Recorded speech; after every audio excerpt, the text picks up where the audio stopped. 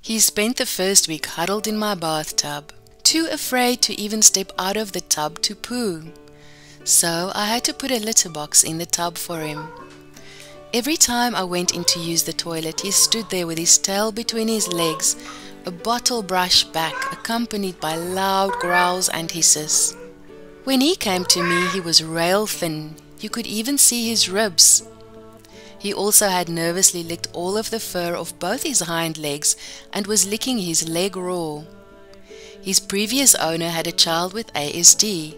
They didn't know that yet, and they had not managed to get the state assistance they needed. It was basically just them against the disorder, and their poor cat was the casualty. They got so stressed trying to help their child when she melted down that they forgot to feed the cat and to care for it properly. And here's what makes me truly mad. They told me he was vicious. He had an encounter with a father that scared him so much that he used his back feet and front teeth to slice the guy up so badly that he actually needed to get stitches. They were going to surrender him to a shelter and tell the shelter that the cat is too vicious. So I suggested they give him to me. I told them I would try to rehabilitate him and that I would pay to surrender him if I couldn't. As I said before, he had no fur on his back legs, he had no meat on his bones. He spent the first week huddled in my bathtub, too afraid to even step out of the tub to poo, so I had to put a litter box in for him.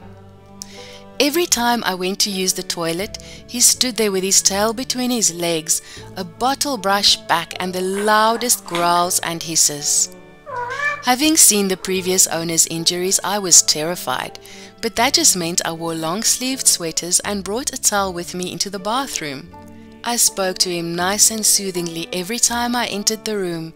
I gave him food daily so that he could see it was coming from me, and I left the door ajar so that he could escape if he needed to. For his security, I also left the curtain half closed so he could hide if he wanted to, and he surely did. After the first week, he started emerging, and it was terrifying for everyone. My other cats seemed to understand that he wasn't normal. They did not show any of the usual territorial displays, which commonly occurs when a new cat enters the scene. They left him well alone to hiss and fuss. One of them eventually befriended him. He seemed to calm Mao down. Mao's original name was Tigger when he came to us. Once he was more tamed and calm, he still tensed up just from hearing the name Tigger, so we renamed him to Mao. Back to his story. There was one tense and vivid morning where he had ventured onto my kitchen counter, and I had not accounted for a cat attack, especially with the way I was dressed that day. I needed to make breakfast, so I ended up in a standoff with a growling cat on one side and me holding a towel, trying to herd him off the counter. He eventually left and I had breakfast. About 3 weeks after he came to us, he was sitting in the bathroom sink and he finally let me touch him without any attack chorus. Within a week, I started calling him Ferengi Kitty because he spent over an hour one day just receiving ear rubs and purring up a storm. I caught him cuddling with Smokey a few times, and life settled down. About 6 months after he came to my home, his previous owners came to visit me.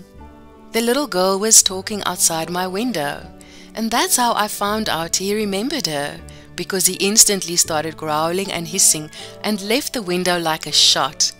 He came over to me and kept growling under his breath until she was gone. His former owners did not even recognize him. He had all of his fur except one tiny patch on his leg, and he was nearly twice the weight he had been when I took him in. It's been 7 years since then, and guess what? I just said his old name and he growled and left my lap. So we can see that cats can remember what happened in their mind, and they have an emotional reaction to those memories. Jang Animals Mom are looking for more stories about animals, especially cats. We would love to hear your stories. Please send them to animalsmylove999 at gmail.com. Thanks a lot and goodbye.